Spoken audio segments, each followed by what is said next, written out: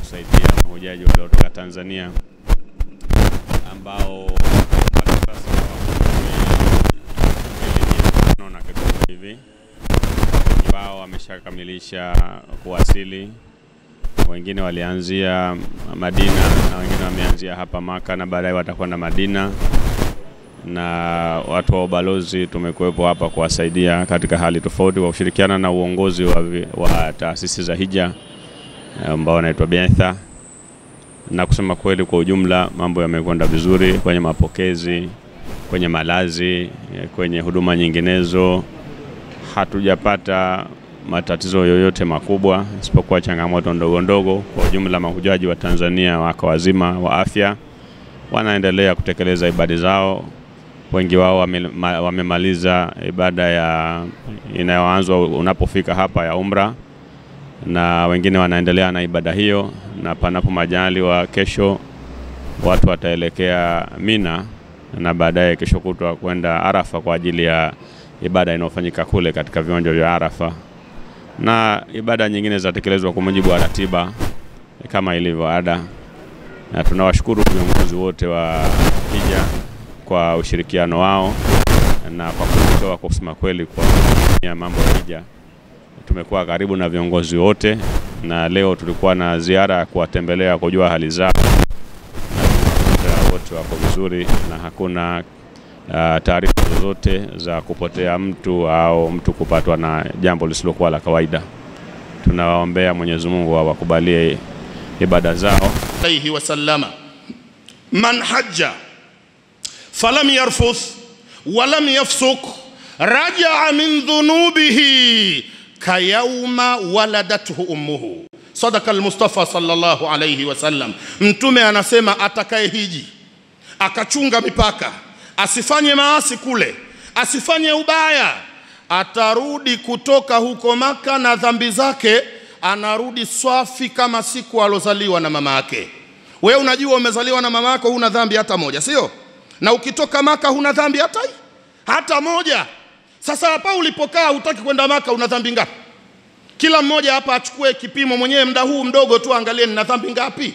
Si unatisha hali yako? Kharajta min batni ummika safiyan naqiyan taqiyan wal ana kulluka dhunubun. Umetoka tumboni kwa mama swafi, huna dhambi, huna kosa, hakuna anayekudai kitu. Sasa hivi hapa ulipokaa wewe ni madhambi matupu. Asubuhi mpaka saizi una mfuko wa dhambi, ukipimwa mtu anaogopa kuutizama. Raba iko kwenye ibada ya hija. Mtume kasema utarudi kama umezaliwa leo. Hii faida namba 5. Kinyume chake ndio hasara. Ukikaa huendi Maka. Sasa raba huko zipo, lakini hazina nguvu sana raba za huku. Na huku raba ipo, unajua? Raba ipo, nitakwambia basi angalau nikufurahishe Muislamu wenzangu kidogo. Ukisema subhanallahi wa bihamdihi subhanallahi alazim mara 100, Mtume anasema utafutiwa dhambi zako hata kama ni nyingi kama povu la baharini. Subhanallah wa bihamdi subhanallah. Sasa unasema hayo maneno, umesema mara ngapi leo? Raba za huku hutumii licha ya udhaifu wake. Raba ya Maka utatumia, yani automatically ushaitumia. Ukihiji tu madhambi yote yamefutwa. Kinyume chake ndio hasara. Alfaida sadisa, faida ya 6 ya kwenda kuhiji ndugu Muislamu, an-nadharu al-haqiqi fi musawati al-insaniya, ni kwenda kuona kwa hakika kabisa usawa wa kibinadamu. Huku tukiwa hatupo Maka, hapa kila mtu anahisi cheo chake hapa. Kuna mtu hapa anahisi yeye tajiri, anahisi hasa mimi nina uwezo wa mali bwana. Kuna mtu hapa anajihisi cheo, mimi nina cheo kuliko wengine hapa. Kuna mtu anahisi ana mabavu, mimi nina nguvu msikitini mchachamazi shikiki hapa. Kila mtu anahisi alilonalo. La, ukienda Maka utakwenda kuona amesema kweli Mwenyezi Mungu na amesema kweli mtume wetu Muhammad sallallahu alayhi wasallam ya kwamba binadamu wote ni sawa. Wote ni sawa. Aliyewapita wenzake kwa hadhi ni mcha Mungu. Mcha Mungu tu. Kama huna ucha Mungu, vyote ulivyo navyo kiburi chako cha bure tu, huna maana yoyote. Mafunzo haya ya kujua kama sote tuko sawa unayapata Maka. Musawatul insaniya. Aya imeshuka katika suratul Hujurat ya ayuha nasu inna khalaqnakum min dhakarin wa untha waja'alnakum shu'uba wa qabaila lita'arafu inna akramakum 'inda Allahi atqakum inna Allaha alimun khabir. Aya hii mantiki yake binadamu wote ni sawa, mbora kuliko wengine ni mcha Mungu. Mtume Muhammad sallallahu alayhi wasallam kwa aya hii akasema, ya ayuha nasu inna rabbakum wahidun wa inna abakum wahidun kullukum li adama wa adamu min turabin laysa li arabiyyin fadlun ala ajamiyyin illa bittaqwa. Watu wote sawa ila kwa ucha Mungu tu. Hili hulijui hapa. Ndio maana una kiburi cha hicho ulicho nacho, cheo, pesa, mamlaka, kumbe umesahau wewe dhaifu tu. Ukitaka kujua watu wote sawa, nenda kahiji, utajifunza na utarudi mtu mzuri. Maka mkifika kule wewe na matajiri mtavaa nguo za aina moja. Yaani nguo unayovaa wewe maskini na tajiri atavaa nguo hiyo hiyo. Kuna wakati lazima wewe maskini utanyoa kipara na tajiri atanyoa hivyo hivyo. Yaani wewe na tajiri wote mtakuwa na vipara sawa. Na Allah bwana mpenzi, Mungu ahsanul khaliqina, hivi alivyotuumba. Kuna watu bwana Mungu kawaumba hicho kichwa chake hadi yeye mwenyewe anajua mimi nina kichwa kibaya, kwa hiyo hanyoi hata siku moja. Kuna watu hawanyoe nywele kwa kuzingatia kichwa chake kilivyo. Iki bwana bora kiwe na nywele maisha. Na mmoja kanambia kule, shekhe mimi sitonyoa, sinyoi lakini nitapunguza kidogo. Nikamwambia utapata, lakini hutopata sawa na alionyoa kipara. Alionyoa kipara anapata zaidi kule. Sasa akamshaka kichwa changu bwana nikikiangalia mimi siwezi kukaa na kipara mbele, kichwa changu si kizuri. Nikamwambia basi angalia kichwa chako mweke nyuma Mungu. Akaenda akanyoa.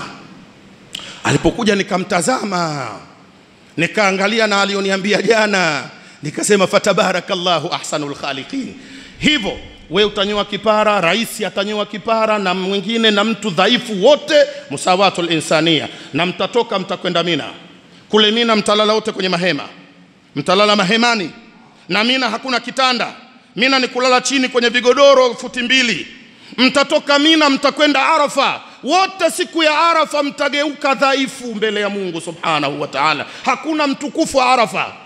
Falkullu dhalilun. Wote wanyonge mnataka hisani ya Mola wenu pale Arafa. Tajiri analia Arafa.